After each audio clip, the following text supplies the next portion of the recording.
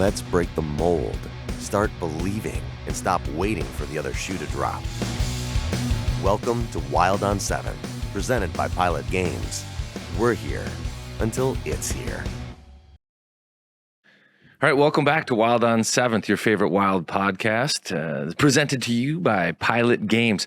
Always a special thanks to the sponsors of the show here. We've got Pilot Games, Aquarius Home Services, Jimmy's Salad Dressing and Dips, Duke Cannon Supply Co.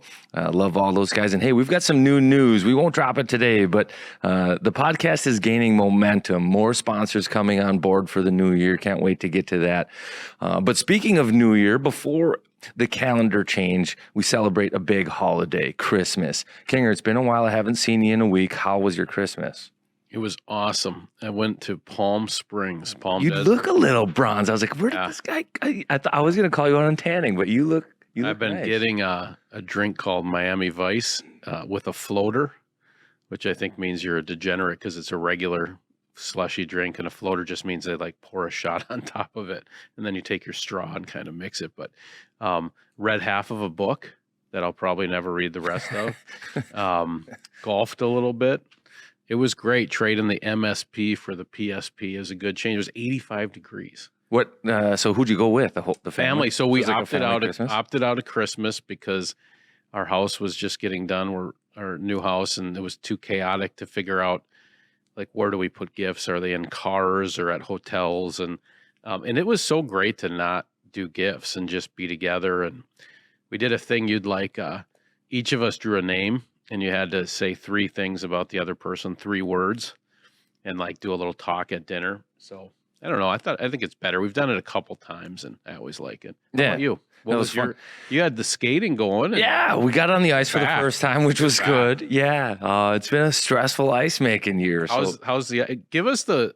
I used to do this for about 7 years. It's a whole deal making your own rink. So, what's the state of the union for rink makers of Minnesota? What has this year been like?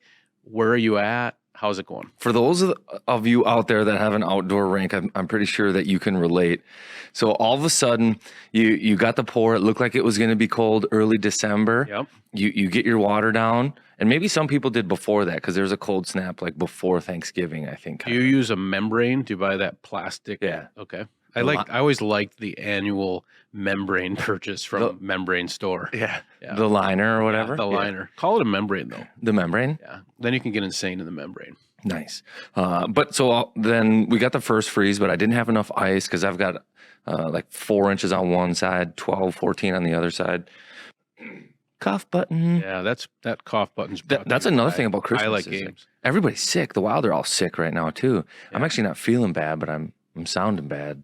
No, you sound good. But so the rink, all of a sudden, snow came, then rain came. It was warm, couldn't get on it, had to just be patient. So I left like 6 inches of snow on it with an inch of rain, and I just had to let it freeze. Patience is a virtue. Yeah, and then the snow came, and it was like that drift snow, the super fine stuff that blows all over the place. No. So half the rink was full of drift snow, but again, I just had to let it be.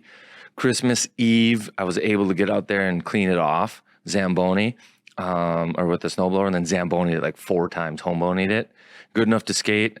Christmas Day, a little bit more on there. And you just call it a home bony? Home bony. What is a home bony? It's a lawnmower with like a PVC pipe? No, mine's like just piping, but similar to the PVC pipe construction where you drag a towel behind it. Yeah. So now 40 degrees today? Yeah, now all of a sudden, so you finally got some good ice again around Christmas time, and now all of a sudden the weather's coming back. So there's kind of been some outdoor rink challenges in terms of the ice. But yeah, we had a good Christmas. My 10-year-old, it's kind of funny because I think she's starting to sniff out the whole Santa thing. Oh, no. Yeah. Oh, she doesn't listen to this podcast. I don't think so. She? Yeah. She's starting to sniff it out. Santa. So we had a pure one this year. Our days are maybe numbered. The innocence it's almost gone. It's nearing its end. But we enjoyed it, and it was great. Christmas morning was fantastic. Yeah, it was good, man. What were any signature gifts? Like, did you have like the Red Ryder, the thing that your kids wanted that you got them, or or failed to get them? Were there any notable gifts? No, I don't think so. We're going on a trip, so we kind of planted a little photo in each kid's stocking, like that. and then they had to put the photos together to solve the riddle, kind of where we were going. Disney? No, SeaWorld. So we're going to San Diego. Nice. When's that? After Hockey Day, so end of January. All right. Is Zegras going with you? Yeah, we're gonna have him come down. Yeah, he would be actually a fun guy to go to SeaWorld. Speaking of Zegras, okay, let's get into the hockey. So the last time we talked was before that trip down to Anaheim a little bit. Yep. So the Wild have a good game in Anaheim, and then they struggle in San Jose. Our nemesis. Yeah. San Jose Sharks. Who knew? And I don't know what it is. 0-2. Erik Karlsson, second of back-to-back, I think. And I'm not saying that the guys were like this, but kind of like one eye on the weather and one eye on the game. And then, I think San Jose, they actually caught the Wild in a really good spot. San Jose caught a ton of heat the game before. Their coach called them out for not having a lot of belief that they could win and working hard and doing those things. So the Wild, they kind of ran into a somewhat of a buzzsaw, a team that was just going to make sure that they work, and San Jose did that. And what's Karlsson like live this year? Is he just a freak show, or what's going on there? Yeah, we've talked about that dude on the podcast before now. Like he seems like he's an alpha, and when the room clears out, all of a sudden this dude's real good. He's just filling the space. Yeah, and that's what it looks like out there. Everything goes through him. He doesn't have to defer to anybody, and he's just got the green light to make every and any play that he wants. Skilled dude. I don't think a lot of people thought that this guy was going to get his game back to where it is right now, but the Wild, like, priority number one going into that San Jose game was quite simply, do not let Erik Karlsson beat you. And that dude did it. Like, think about that. Oopsie. Yeah. And I mean, you had the guys that you need to shut that dude down, and it just didn't happen. They couldn't do it. I mean, he might put up 100 points this year. It's remarkable. He's on fire. And that dude, all of a sudden, so San Jose is like a team that's rebuilding, and he's got a contract that looks absolutely unmovable. At least it did last year. Now all of a sudden it's like, man, maybe some teams out there are thinking unload him to a cup contender. Yeah, like not many cup contenders can take on $11 million, but there are teams out there that could use his services, and where it was like unfathomable, now it's realistic. So I had somebody said to me, the Wild are going to be in first by the first. Ooh. And I believe it's impossible now because of Dallas, and we tripped over San Jose, but we really have been winning a lot of hockey games. We got the big Dallas game coming up, St. Louis on New Year's Eve.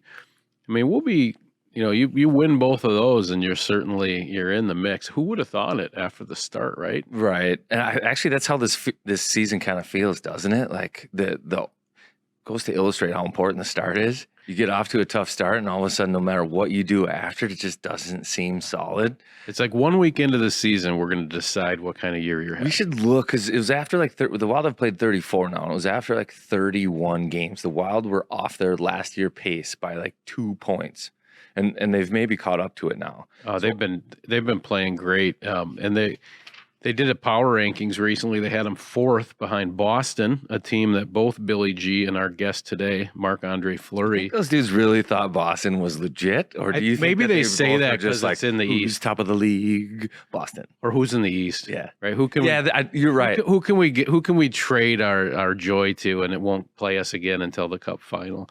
But yeah, Boston, Tampa, Carolina, Wild is what they had on their list. Well, I think that the Wild are legitimately, one of the top 8 teams in the NHL right now, at least with how they're playing. And we should probably get in and do some give some knocks to Gus. Like what this guy's doing is pretty remarkable.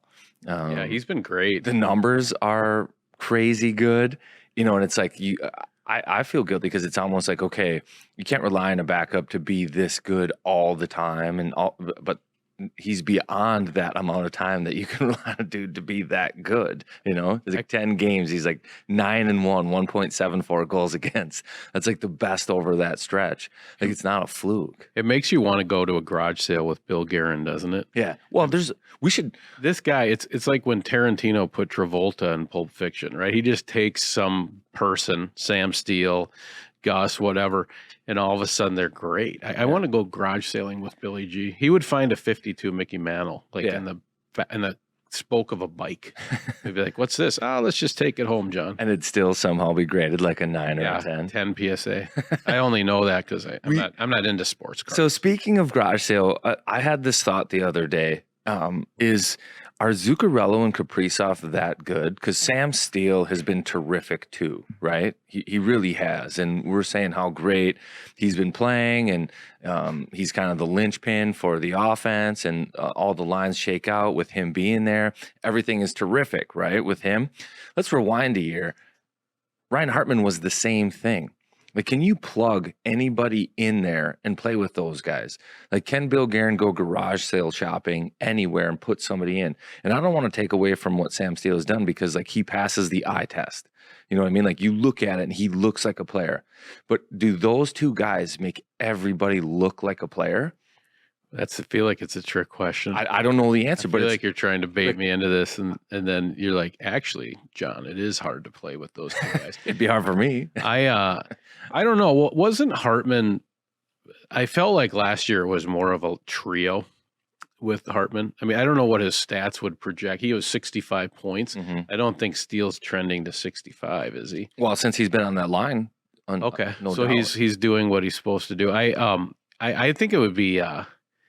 I think it'd be pressure packed to play with those guys. Even their whole ESP deal, like that pass last night, just where he just put it behind him full speed, like some Top Gun stuff. I mean, that was awesome. But I don't know. Maybe he does have that's like a free space on the bingo board. Just throw someone there, and if that's the case, he should rotate people through there. He should be like, just get him going. If somebody's down, just be like, hey, I want you to play a couple games with these two guys, and they're like, yes. Yeah. Some credit, I think, does belong to Dean Evison. And like, he doesn't like switching lines. He finds somebody and he sticks with it, so they're able to grow some chemistry. It's just an intriguing thought that whomever they have put there, in terms of like the way you phrased it, you know, garage sale probably items, and not that Ryan Hartman is that or Sam Steele is that, but both those guys have probably exceeded what a lot of people thought they could do being put in that spot. Yeah, Tarantino and Pulp Fiction. It's a reclamation project. If you get put on that line, it's like, you know, Botox and prednisone and everything. Your eyes are whiter, your smile, your teeth are whiter. Everything changes, I think. And I do think it's a good pick-me-up. It probably isn't as easy as people think, certainly the fans think. I can't imagine being in the middle of that whole frickin' frack peanut butter and jelly thing, and you're like, what are you? Yeah. Right? Again, it's earned, not given, because Dean has tried some of these other ones, and Billy too. Like, look at Tyson Jost. Like, that was similar, you know. Maybe the clearance rack in Colorado. Let's pull this one off. Let's see if it fits. And good wake surfer. They tried it, but it didn't. Cool life jacket. Didn't fit, right? No. So he doesn't keep it in the closet. So yeah, it's still earned, not given. Hey, can we talk about this Viking thing? Yeah. What do we call that horn? Gjallahorn? Gjallahorn? Gjallahorn? Gjallahorn. I've heard it like 4 different ways. I don't know. And I guarantee you Kirill doesn't know either. But here's just some observations. First of all, from the mojo standpoint across the river, I think is really good. We sent some people in there because the Vikings are still red hot. So we were on premise. I'm sure they walked out of there with, you know, at least if they didn't get Cousins chains, they got Kirkos chains, the little kid. You can easily take his chains. I just all of it. The jerseys, seeing like the 97 with the little tips, you know how they have that weird Viking font. And I'm just continued to be amazed by how the public in Minnesota, the feelings they have for Kirill Kaprizov. Him doing the Gjallahorn was like the little kid that skates out before the game with the stick. Everybody's son. Everybody's like, oh, did you see Kirill at the Vikings game?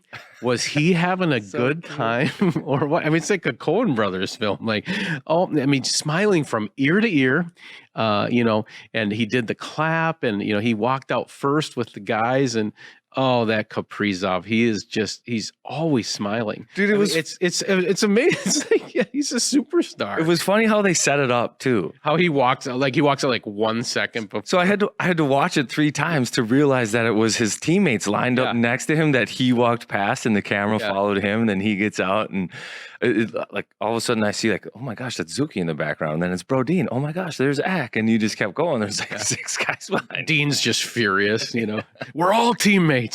So you blow the horn too. And you blow the horn. But no, I also heard they sat Jen Pop in like the 10th row on the 40, which that's pretty cool. You'd think they'd be up in the the suite doing beers through a t-shirt or whatever, but I guess they just sat right in the crowd. And it was great. I do think Kirill should have used the translator for Skol and just like said something, and then the translator's like Skol. And he's just, that would have really sold the, where he's at with his English. He could have really bought some more time with reporters if he did that. That's a pretty sweet open though, don't you think? Oh, so good. Yeah. So good. I didn't realize the other dude does the drum. Like there was a guy banging the drum, and then it seems like there's a lot of pressure like with that horn. Like you can't really blow in there and make it doing it. So No. what happens? Like you touch it There has to and it just like, is there like a button underneath it that you're pushing when you blow, or like my assumption is that there's somebody else right there with a button that waits till you start blowing, and then they do it. That's when it gets real. Like if you did a guy dirty, like Kirill's like everyone, and then you just hear this, like it doesn't really work. But yeah, I don't know how the noise comes out of that, but I do like that the team. I think it's cool that the Vikings were like cool with that too, and I would like to see. I'd still love to see, Cousins and Patrick Peterson doing a Let's Play Hockey. I'd love that. Yeah.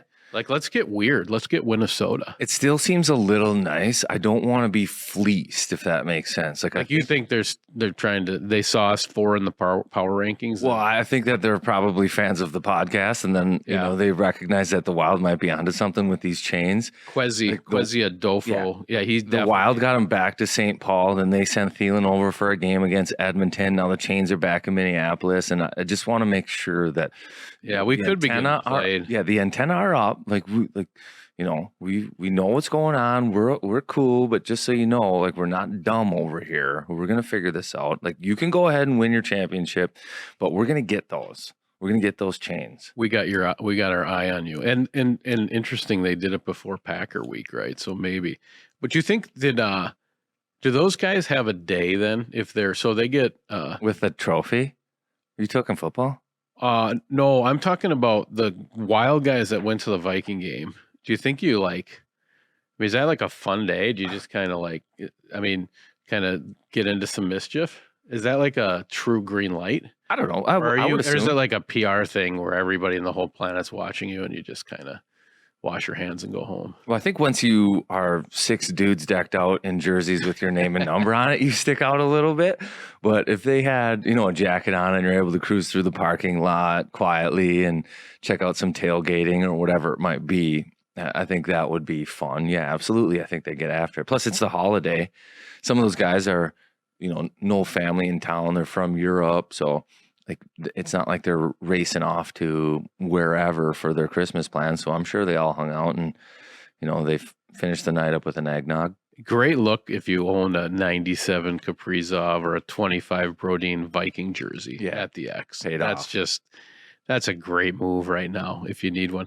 And what did you think of our boy Middleton did a little holiday card with the shirt off and the tats, and you kind of by the warm fire. If you haven't seen that, it's on the Wild socials. But he was sick yesterday, that's what I heard. The best is how they say it when it's Jake Middleton. It's like Jake couldn't fly. I just picture him with his fanny pack, still in San Jose. I mean, he played there. I just picture him on the beach somewhere doing Jake Middleton. There must have been something ripping through the room a little bit though, because Dean were concerned. Yeah, they were locking that thing down. But Dean was ill too, but he was okay to stay on the bench. We should touch on this a little bit because I think it's terribly impressive how and it's been this way for a couple of years, and I don't know who to give credit to for this, but whoever comes up Like the Wild, all of a sudden they come back. They're in Edmonton or Winnipeg. Winnipeg's a good team, tough spot to be in. Haven't practiced. You've got Marcus Foligno out, Jake Middleton, Mason Shaw suspended.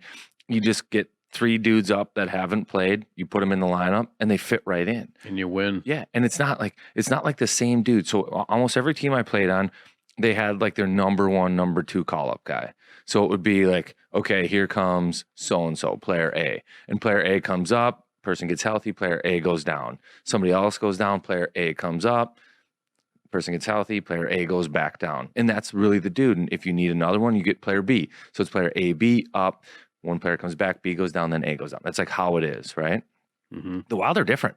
Yeah, they can. They just plug and play everybody, but they like share the wealth. So everybody down there is like excited, like they're fun. It's fun. They're contributing. Sammy Walker coming up, and he gets his first NHL goal in an empty net. Now it's a 2-goal lead, which matters. But being out there with an empty net is rare. It is hard, and coaches are strategic with it because they want their certain guys to get cookies too. Right? So somebody's slumping, somebody's not feeling right. They're not going to put rookie first game back on a call up because somebody's ill on the ice to go score his first NHL goal. But Dean will, the Wild will. But that's not like a gift to that player. Sammy Walker is good. Like he's noticeable on the ice, and he's kind of earned it. So it's just kind of impressive to me how the Wild can plug and play some of these guys, and they fit in. And the game looked good last night. And it's like, as the first, second, third period rolls on, it's not like, all right, Winnipeg's going to start taking over because some of these guys are out and they're going to wear down. Mistakes are going to show. It's not. It doesn't happen. It's the opposite. That was a weird game against Winnipeg. It felt slow. Like it felt. I don't know. There were these flashes, right? You had this pass to Freddie. I think he hit it out of the air. I mean, did you see it? From Zuki? Yeah, it was. He hit that out of the air. Like Walls kept talking about. I don't think it landing flat. I'm like, I don't even think it landed. I think he hit it out of the air, but I couldn't get a clear camera angle on it. And then you have the ESP frickin' frack. Kirill dumping the puck full speed to Zuccarello trailer. I mean. And then Sammy Walker, of course, getting the empty netter. It was when I was coming back from Palm Desert, I saw a guy get off the hat. You know how the one plane comes from Minnesota and then you load up and you fly back. They just kind of go back and forth. Guy had a hat and it just said in all caps, cake. And it was an Edina Country Club hat with just cake. No. Yes. You know how they have like those city, like it would say Nash for Nashville? Yeah. Just cake. And I'm like, oh, we got to get that when Sammy comes on the pod. Getting an empty net first goal is kind of an Edina thing. Yeah. Right? Like just like, hey, would you like the net's open, Mr. Walker. Yeah. I also love that you were not the only person from Edina in the desert. So it's like, oh yeah, there's Palm Springs, they're there. It's like, this is the only place Kinger can go. He could have chose anywhere, but no, this is where we go. It's a great place, by the way. Yeah. So I bet Sammy Walker probably has a place there. We'll have to ask him. But speaking of empty netters and wins and Edina showing up in big spots, didn't you have a goal in a big Cougar Cup? Yes. So tell us about the Cougar Cup. Tuesday night hockey. 3 times a year, there's essentially a playoff, a Cougar Cup, and 2 teams. So it's like a major. It's like a major. It's the playoffs. So I would say a major. Yes, so 4 times a year. That's exactly right. If even more important, because I think there's 4 majors, but it's a goal in the Cougar Cup is probably worth 10 goals in the regular season. KOV. So I gonna get to 800 in Cougar. I've never won a Cougar Cup ever. I've even bought a T-shirt on Amazon that says "I'm with Cougar" and has like a picture of a hand, and still never won one. But I did win a Cougar Cup. I did score a GWG in the semifinal. Game winner. Yep. And the coolest thing about it was I'm in my new house the next day, and one of my teammates on the Cougar Cup champion team brought over the Cougar Cup and brought it to my house, and I had breakfast out of it. I had some apple cinnamon Cheerios out of it. I don't even know how this guy knew where I lived, but he brought it over and that I would even be there. But it was great. I do find now that I played last night and I'm regular season hockey, it's kind of lost its luster for me now that I've won the Cougar Cup. I might have to go Kucherov and just not play until the playoffs. Well, that's great. Congratulations. But you know what a real pro would have done in that situation? I think that a person would have drank water out of the Cougar Cup instead of cereal, And because the maybe- milk residue Yeah, exactly. and clean, And- crisp Aquarius water. Right. And maybe had some sensible snacks. But yeah, no, I would have for sure cleaned it so you don't get any water spots on that Cougar Cup. Yeah. Yeah, you get the nice water filtration system, water softener, Connecticut water. You cannot beat it. There will be no spots on your dishes.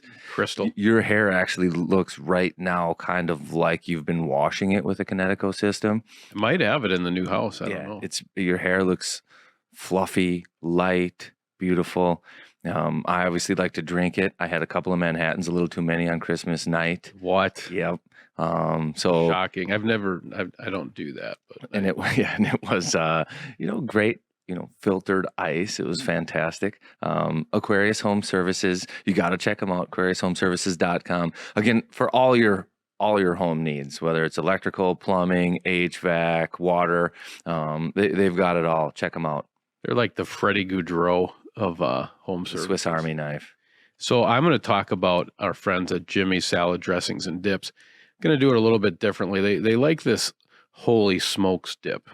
They got the spinach, the dill, and the ranch. You can put veggies in there, put potato chips in there. But Holy Smokes is a smoky dip. And I would just like to say Holy Smokes to some guys that are having a year on the Wild. You mentioned Gus, back up 9-1. Eck, every other guy on the line's hurt all the time, and he's put up 27 points in 33 games.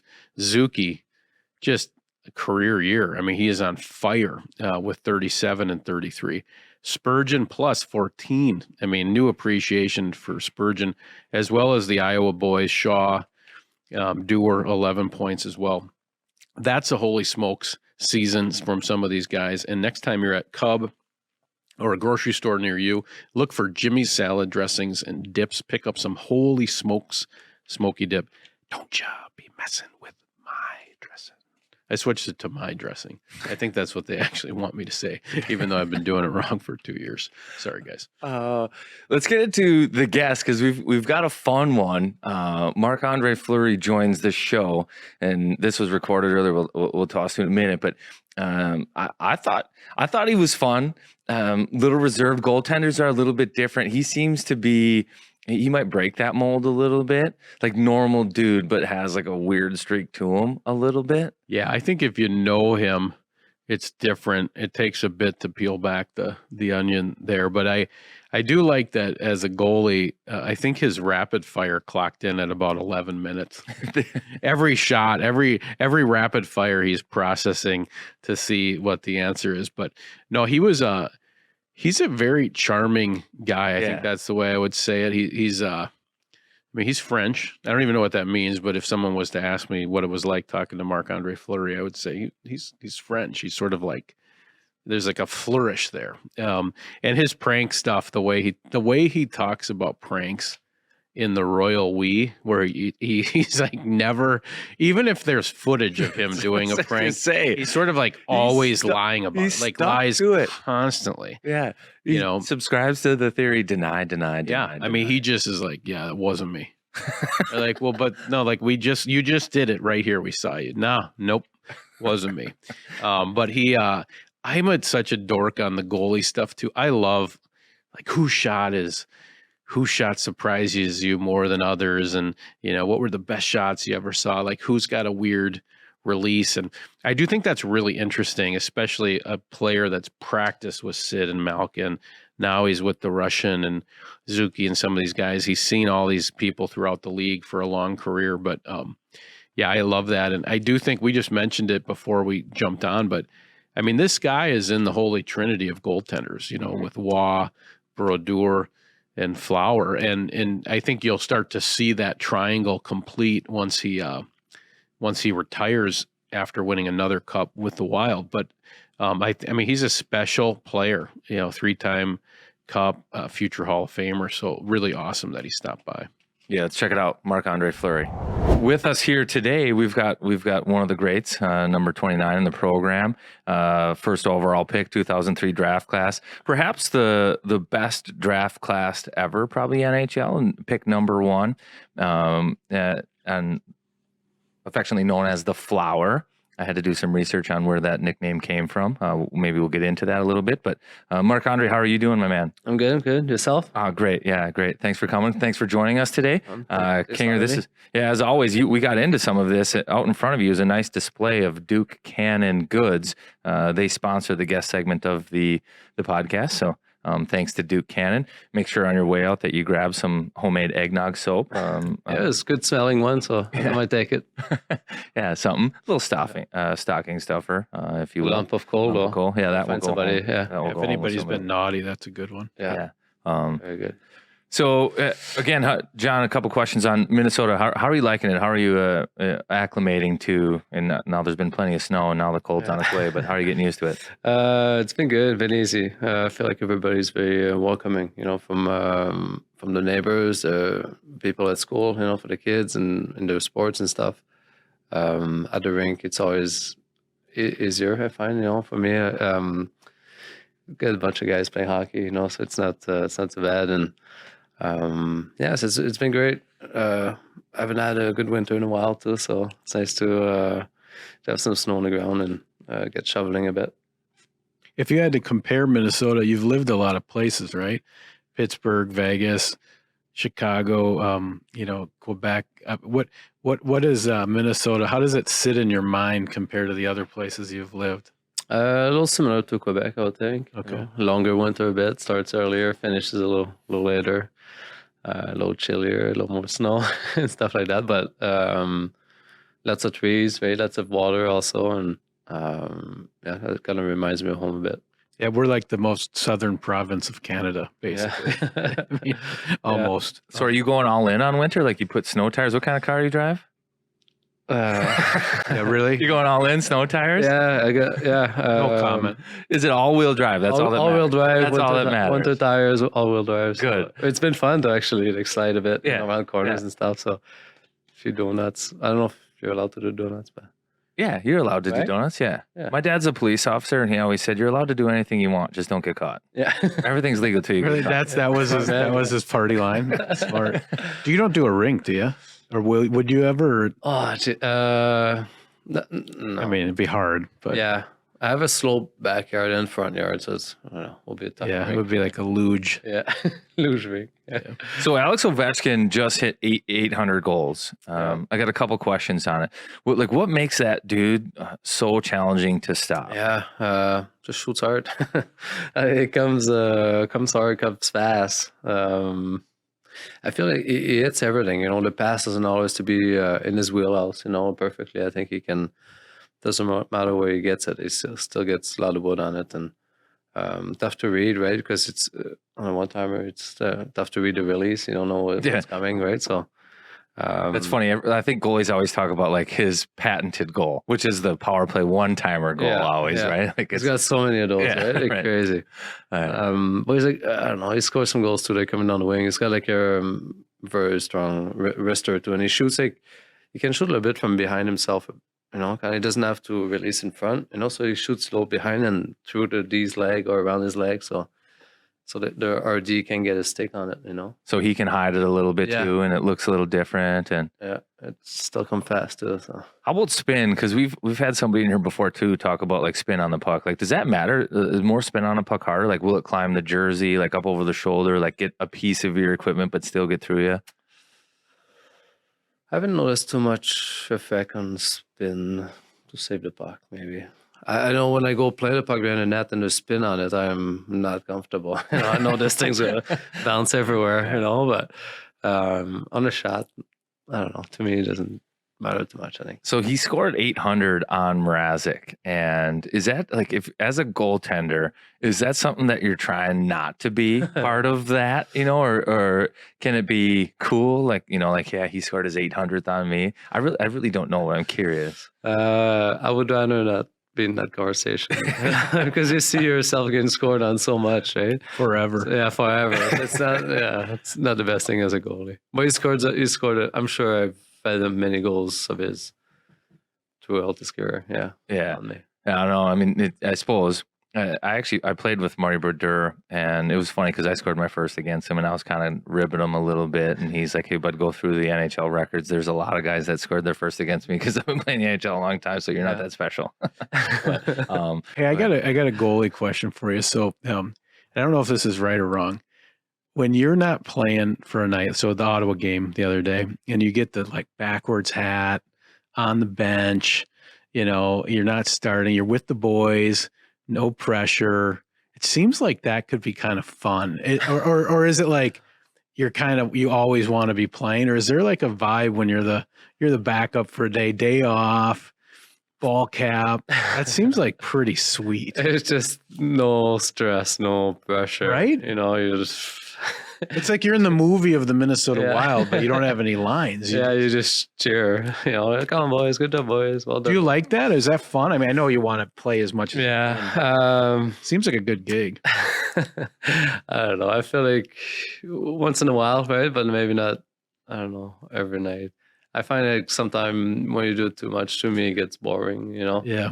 You just, I don't know, sit there, your butt gets sore, and then you're just like, oh, God.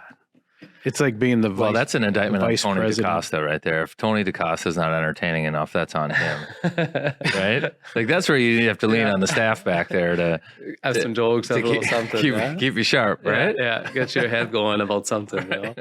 Can I do one gear question just because I have a group text of Wild fans and they're just in love with this helmet that you did, the Gilles Malache with the reverse retro.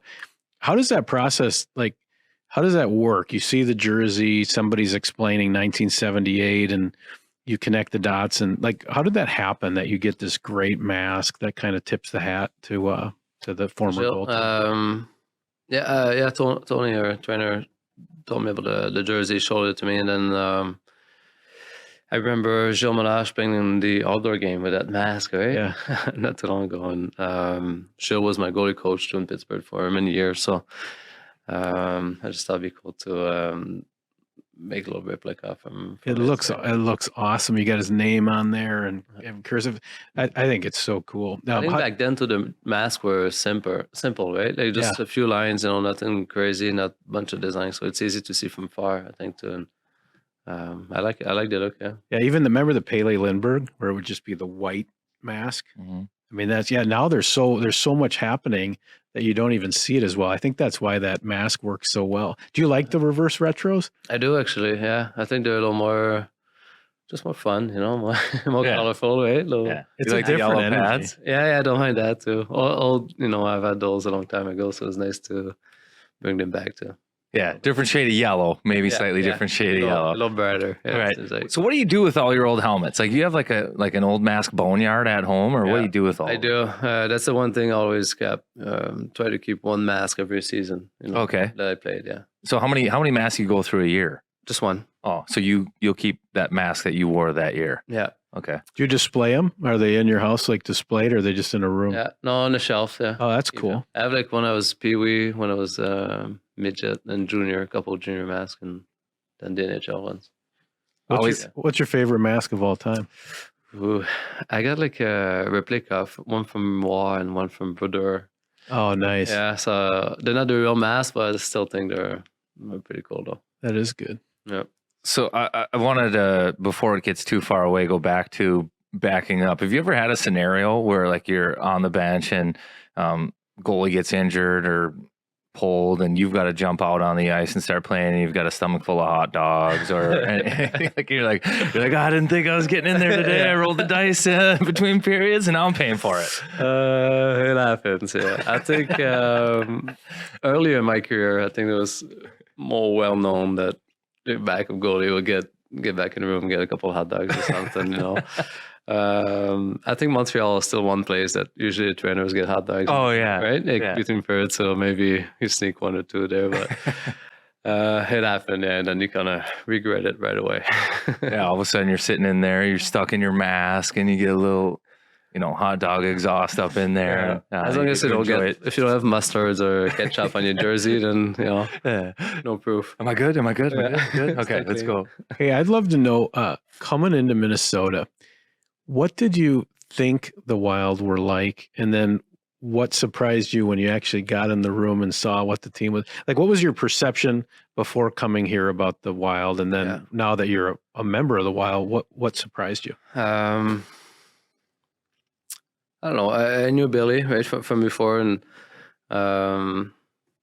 guy hasn't changed though. He's still the same guy that I played with. I think that's awesome. He comes around the room, chirps guys, and always has something to say about something, So I think it's good to have. I always loved playing with him, and he's great. Yeah, having him in the locker room was a lot of fun. So that was the one thing at first, that strikes me. But I think coming in, I didn't know too many guys. Goose, I played with in Pittsburgh a little bit, and Johnny Merrill too in Vegas. But I just knew it was a good team. Everybody plays together for each other, and played well defensively. I think and the way the system is worked out, So and coming in though, I was like surprised maybe how close the team is on each other. The chemistry is so good in the room, and I think that's important, and that's that's a big reason why I wanted to be back to this summer. That's great. So Billy, you won a cup with him. Good guy, likes to party. Did he invite you to his party? You hanging out? Like, do you guys go to each other's party? Yeah. Not really. I think I went to maybe the French guys that live close to me, but it's his summer. It's summer, so you don't get to travel around the world for every cup party. But we had a few good ones in Pittsburgh, though. At the end of it, for sure. Yeah, good. Where do you keep your rings? This seems to be the question I'm asking today. Is so you've got the mask, keep those at home. 3 cups. Where do you keep those? The cups, the rings. The rings. Just rolled up in my underwear, maybe, and top drawer. Yeah, top drawer. Got tucked in the corner. Back corner. Yeah. Now I might have to change them now. Now Jeez. No, that's great. So the French Canada, Eastern Canada has produced so many good goalies over the years. It's Brodeur, Waugh, Theodore, J.S. Jaguar, and those are the ones top of my head. How is that? What is it about that part of the country where it's like a little hockey goaltender hotbed? Yeah. I don't know. To me, like growing up, I was a big Montreal fan, and Waugh, basketball was my idol. Him and Brodeur, both of them, and Luongo would be another one. So I really appreciate.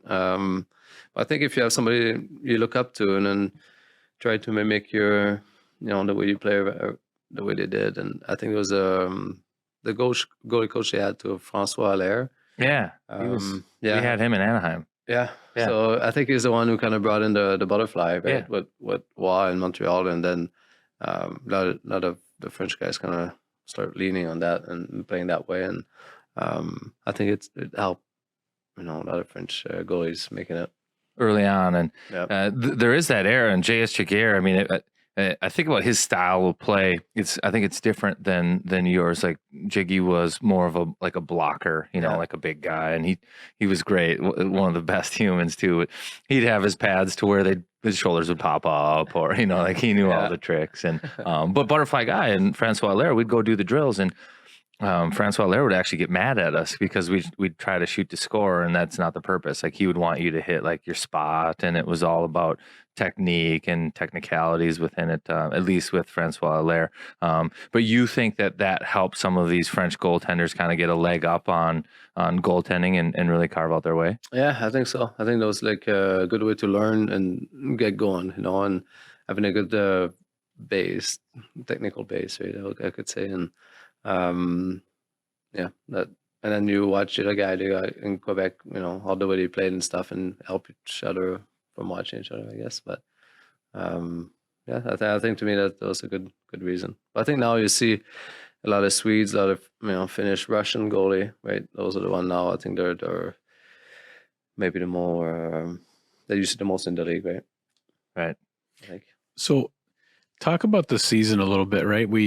It was funny when Ryan and I were doing the podcast last summer, we were looking at these first 4 games, and we were jokingly calling it the group of death because it was a tough, like Rangers, Colorado, this start, and really your season's been excellent. If you just kind of lop off those first couple games, you've really been on a heater all year. And you really helped us settle down through sort of game 5 through 10. It was like, we were on your shoulders there. Thank you, to get us back treading water. But when you look at the season so far, how do you think it's going? Talk about the start and how you had to get through that. What's your take so far? Yeah, it was frustrating. It was a rough start, definitely, but I think everything was worse because it was our first few games in the season too, right? So everything was, couldn't get a win, couldn't get things right. But I feel since then, I think we've been getting better and better. And as of late, I think we've been playing good hockey. The way that the coaches wants us to, and we have good power play, good special teams, I should say, and we play well defensively, not giving up maybe as many on-man rush or seam pass or backdoor plays and breakaways and stuff like that. So that definitely makes the goalie's job easier too. Yeah, it was all at the start. I'm curious, and I'll let Karts get into some stuff I know he wants to talk to you about, but when you're goalie, you get to see the whole game and you can really kind of tell what's happening there.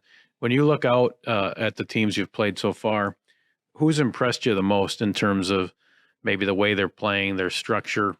31 games into the season, which team have you seen where you said, yeah, that's a tough out right there in the playoffs or whatever? I'm just curious who's impressed you. I don't know. I feel like we haven't seen everybody who played everybody, right? So there's still something up there, but I don't know. I think Boston's been, although we had a good game with them, we're right there, but I think that they've been very consistent, playing well. I see Jersey had a great, how many games in a row? Was it? Yeah. They're supposed to be fast. I've heard they're just a tempo team. Yeah. So we haven't, seen them yet, but they've been, having one of the best seasons in many years, right? Yes. Yeah, they're on fire for sure. Yeah. So Vegas been good too. We haven't seen either. So I don't know. I feel I can speculate, once we play. Are you a Vegas guy? Did you like the city when you were living there? I love Vegas, but some people like it, some people don't. Would you call yourself a Vegas guy? Yeah, I really enjoyed it. We live like 25 minutes maybe from the Strip, and just normal neighborhood, and get the sun every day and stuff. So it's all there, right? Yeah. Everyone thinks you live on the Strip, but it's like Arizona with Las Vegas right next to it. It's so nice. It's fun. Yeah, it's a good spot. Who, over the course of your career, are like the hardest guys to stop in practice? You played with, great players. Jeez, that's a good one. I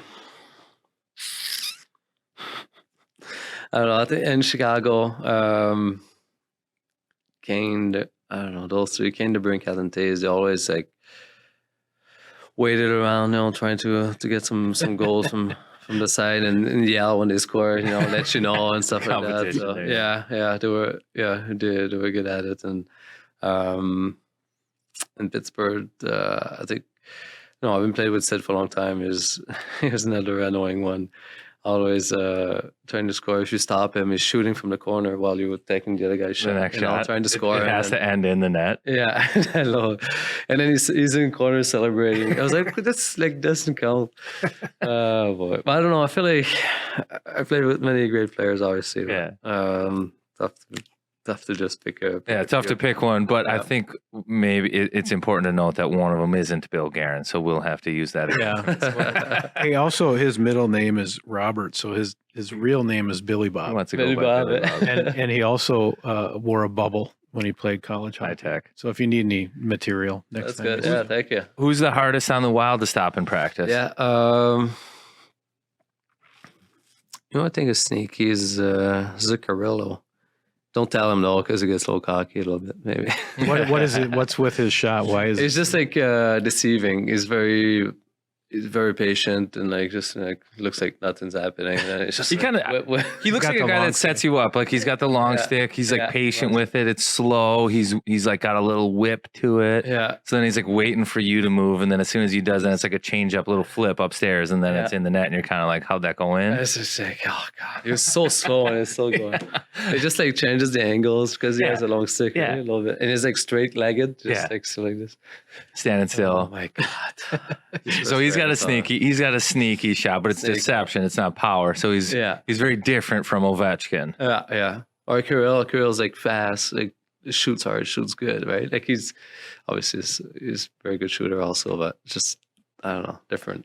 Yeah. You talked about like mimicking or following in the footsteps and watching guys like Brodeur, Wall, Luongo play. Kaprizov and a guy like Malkin, and he must have grown up watching Malkin play and some of these other guys. Do you see similarities in their games at all? I would think I would sit on more and with Sid almost. They kind of build the same, a little shorter, very strong core and big legs, and the way they open their hips, get around guys, and the way they go.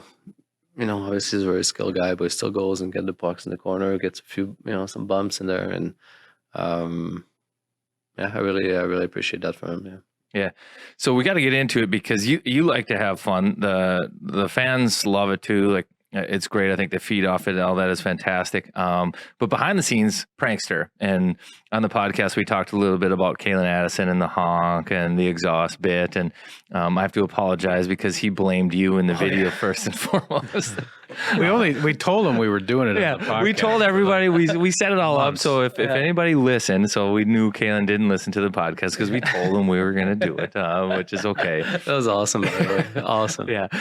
But so do you have an all-time favorite prank that you pulled off? Geez. I'm asking you tough questions. Now I heard about, can I talk about the one that you just pulled off? Nick Holden, spray paint. Yeah. Can we talk about that one? It wasn't me though. It wasn't. It's never him. Wasn't him. I can promise you that I don't think he's going to listen to the podcast. But okay, yeah, we can steer clear of it if you don't want to. You can say it. It's okay. Okay, so there's a backstory to it, like laces were taken or something. We had a wedding this summer in Minnesota actually. Nate Schmidt, a guy we played with in Vegas, and then. He got in my room and I had no laces for my shoes for the wedding. Took him. And I got them maybe like, I don't know, maybe it was like September or something. So he mailed them back to you? No, he gave it to somebody else. So he put in somebody else's purse and then make her think she did it. Okay. Oh, this is great. Yes. And then, so she finally gave it back to me, and then we play Ottawa on the road, and while on the ice, this guy comes in the locker room and stole my laces again. I was like, oh my God. Yeah, so I don't know. This is when we were in Ottawa. In Ottawa, yeah. So he came into the room, grabbed your shoes, took the laces. Yeah. So now you're without laces again. I still have no laces, yeah. I got it. So payback. Yeah. Payback. Ottawa comes to town Sunday. Yeah. I don't know. I don't want to increase. I played the fifth, but it wasn't you. We know. No. I heard that somebody went over and grabbed his shoes while I was on the ice. We're playing 1 o'clock game, right? Since earlier, and then in between periods, somebody would paint one of his dress shoes. One was all as green, and the other one was red. Spray painted, yeah. And then we spray paint. No. They did. Somebody else. You were playing. Yeah, I was playing. You were playing. I was checking on the bench. You have an alibi. Yes. And then, so we get the black number on his shoes. Yeah. So they look like bowling shoes? No, Christmas. Christmas, wall colors, I think that's very nice. Whoever did that, I think did a service to him. Yeah. To the holiday season's coming up. It's a jolly pair of shoes. His family would appreciate that. Yeah, he's showing it's festive. Yeah, festive. Yeah, that's what I thought. I'm glad we have people in the organization that would think to do something like that, even though it wasn't you. No. Somebody else. Take care of people, Just take care of them. Yeah. That's hilarious. Oh, jeez. Any other good ones that you can disclose? Or I actually really appreciate the fact that you are holding to your guns. Like, wasn't me. He's a magician. I believe him. I believe him. He has an alibi. But He just yeah. Geez. I think it's good. I don't know what else I can. Have you had any good ones pulled against you? I think the latest one might have been the laces. I thought that was funny still. Maybe we had like a little Christmas party for the players, right? Getting together and stuff, and somebody tied up everybody's shoes all together while they were having a party downstairs. So when everybody was trying to leave, all the shoes were like all knotted together, you know. Oh, really? Oh, just tons of in the shape of a heart.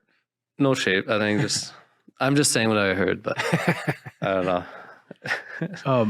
So you're superstitious and you like your posts. I'm curious if the right post and the left post have different personalities. Ooh. Do you like one of them more than the other? Is one of them sort of sultry and the other one's more stable? Like, is there any difference between the right and the left post, like a Twix bar? You know what? I never thought about it that way. Thank you. No, I should like keep track who's helping more. I know. So who's the wife? Who's the I should keep track who's helping more. Yeah. I don't know. Like I just treat him the same way. I want to be fair to everybody. Oh, you're a dad. Yeah, right. Like 3 posts, 3 Yeah. kids. Yeah. So. Yeah.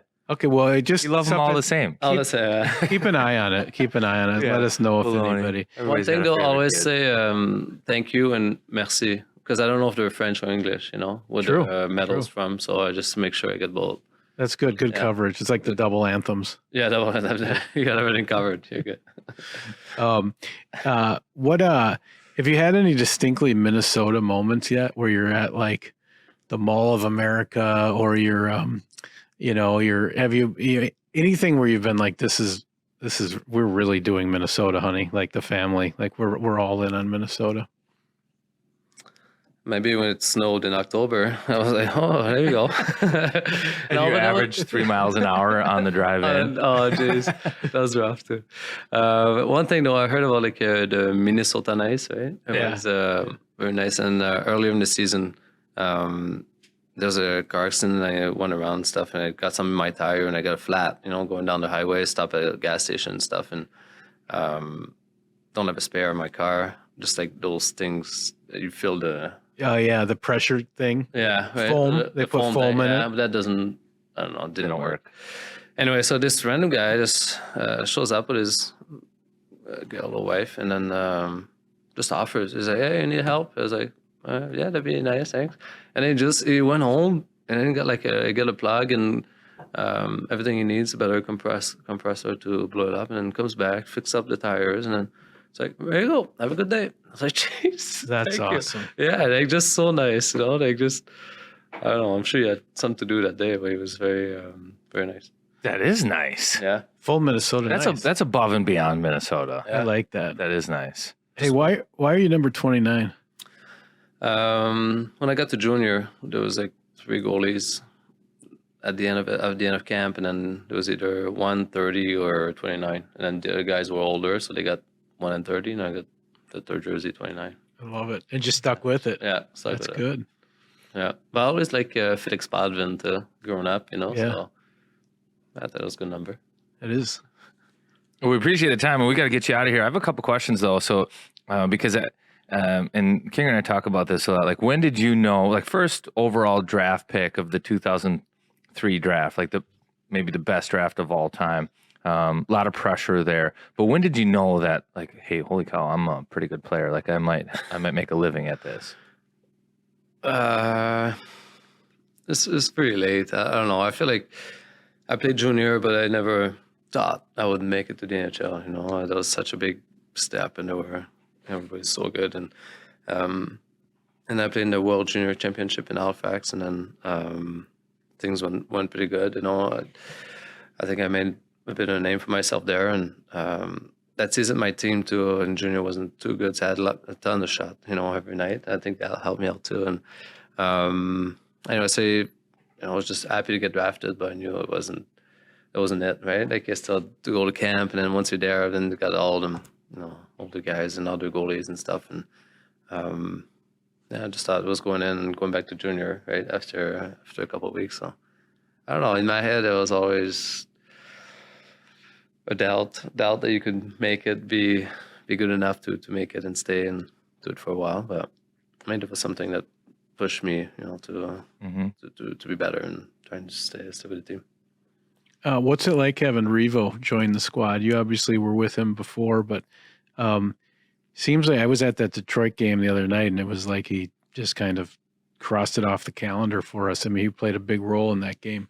What's it like having him in the room? Yeah, it's fun. He's a good friend, and always good to have people you play with, get along good with it. And obviously the guy brings a lot of size, maybe a little confidence. Everybody gets a little bigger when they play with him, and I think bring respect to our team too. I remember early in the season, you could see many guys chasing Kirill around and stuff. Right? Yeah, and he was taking some beatings some nights and stuff. So I think having him around keeps the other team in check a bit and a little bit more honest.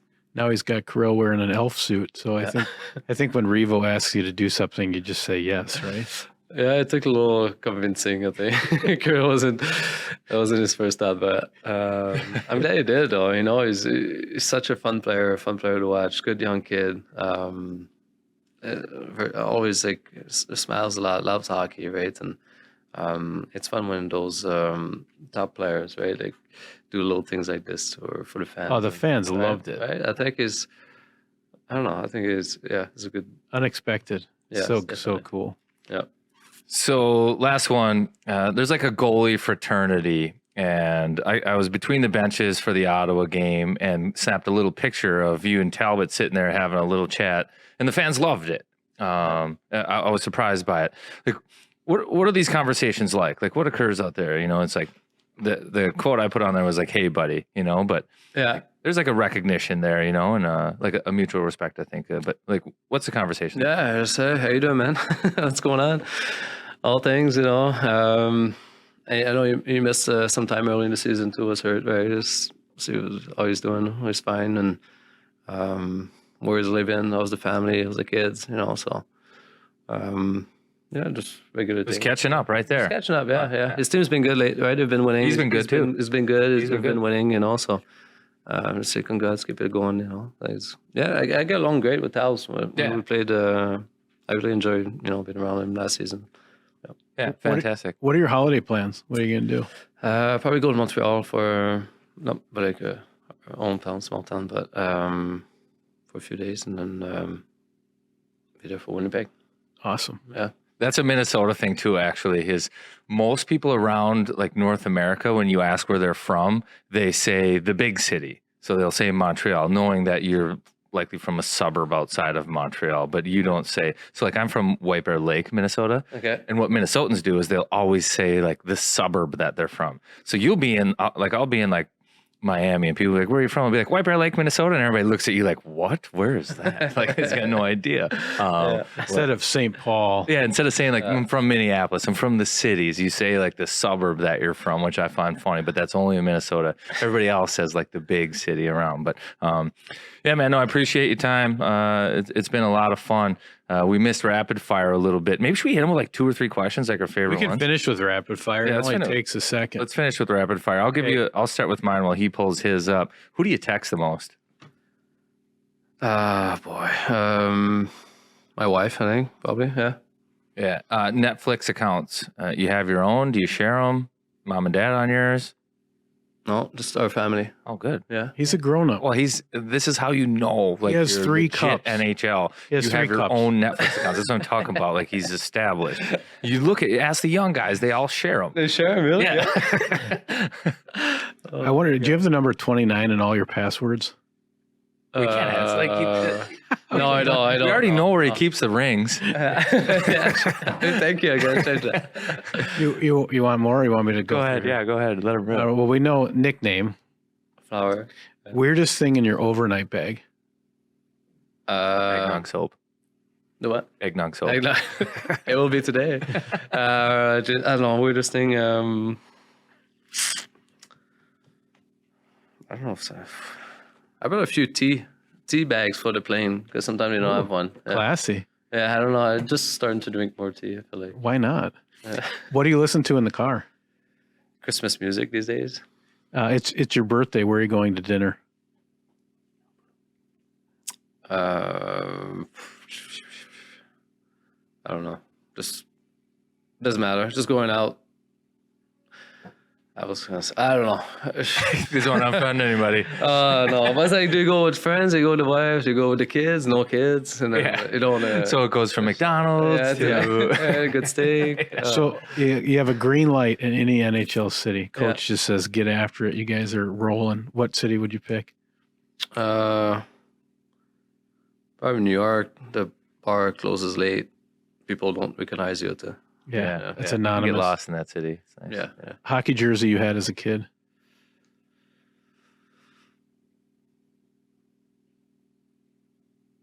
I don't think I had a jersey.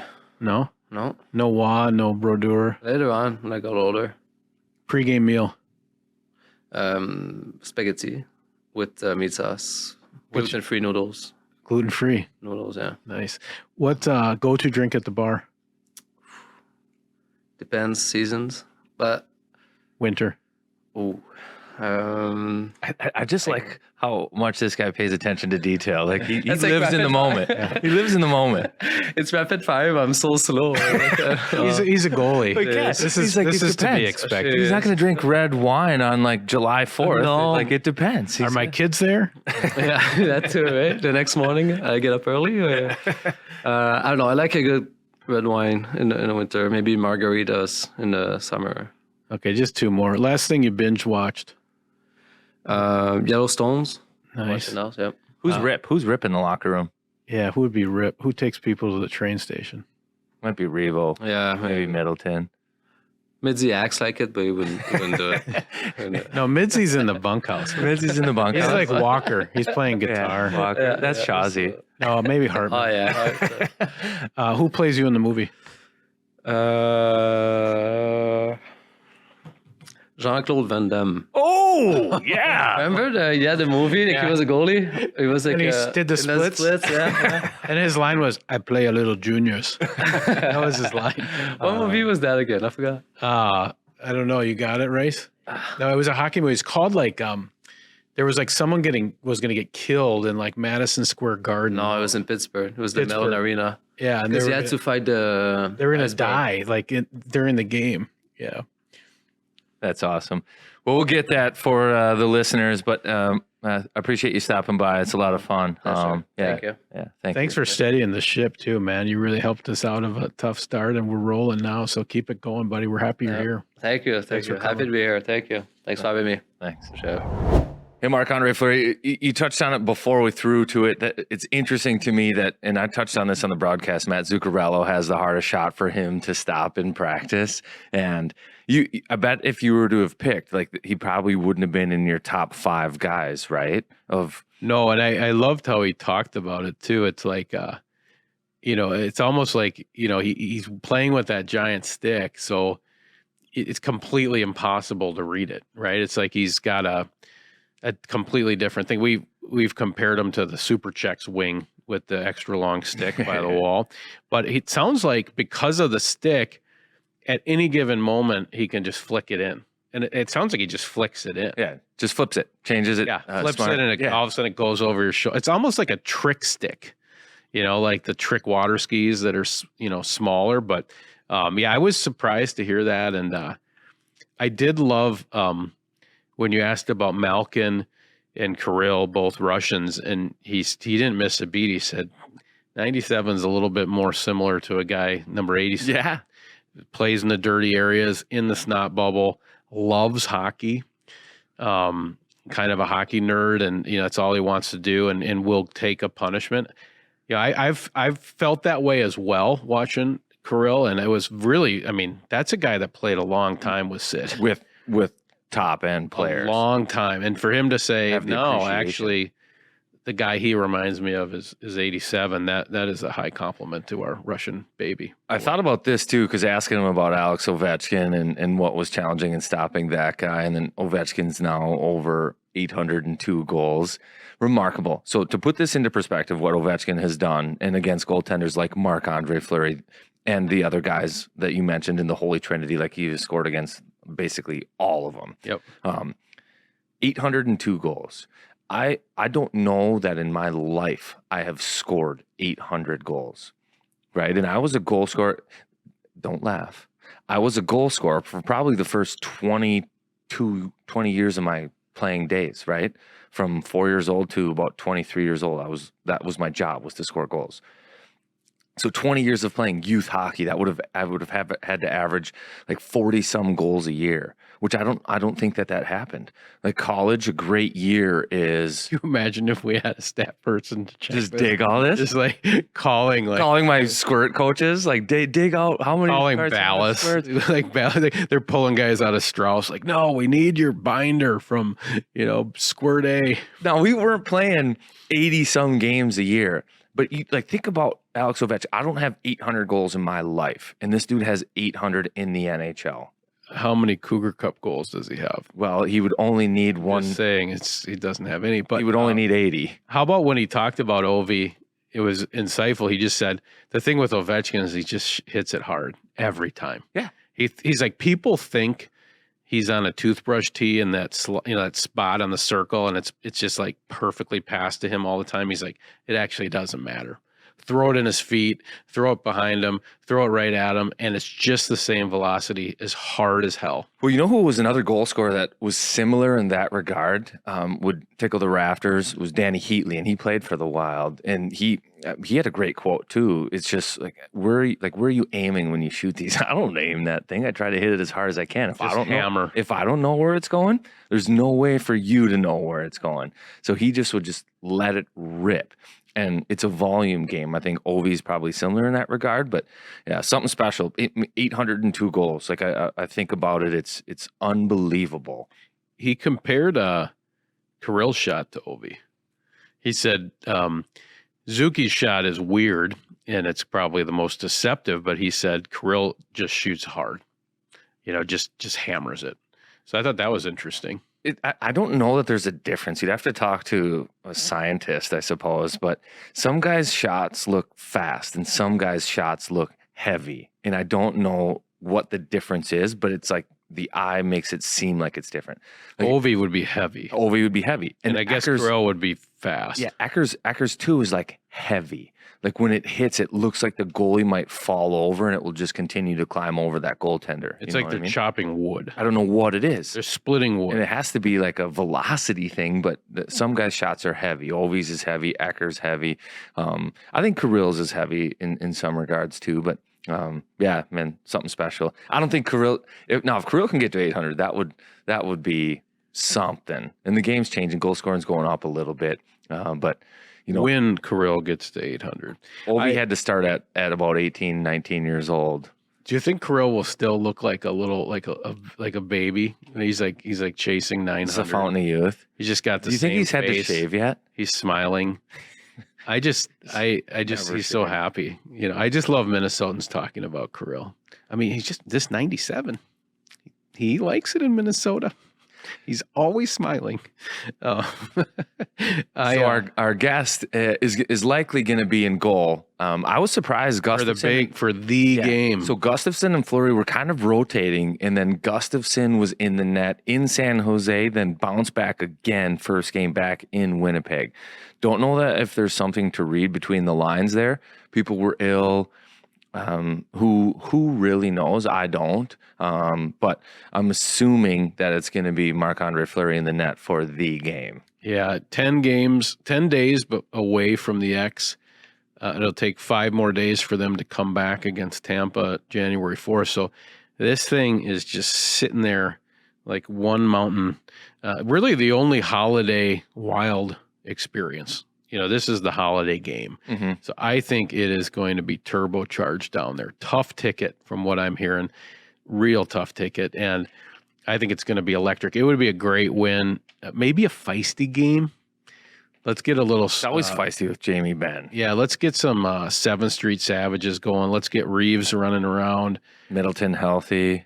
Some bad blood, some highlights. Yeah, I really hope it's all that and more.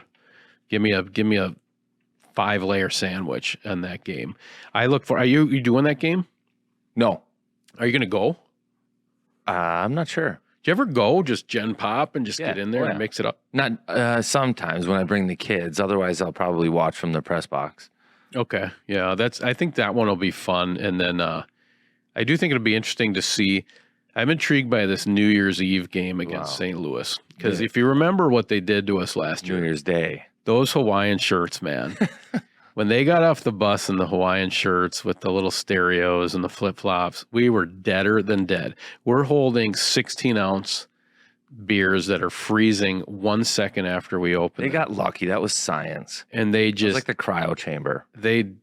So now we get to go play them New Year's Eve. And They they're probably have big holiday plans. They're going to sing that song, maybe a little flute of champagne. We can crash their party down in St. Louis. So I got that one circled as well as a fun game on New Year's Eve on the road. Well, the Wild are rolling and they're getting healthy, and I don't know that they'll be in first by the first, but It's impossible, but it sounded good. First by the first. Yeah, it's got a nice ring. First to of it. February, maybe. There you go. But yeah, they are rolling. It's been good. Let's keep it up. Let's win the game in St. Paul. I guess it'll be tonight as you're watching this or listening. Again, special thanks to Pilot Games, Aquarius Home Services, Jimmy's Salad Dressing and Dips, Duke Cannon. Kinger, we're here Till it's here.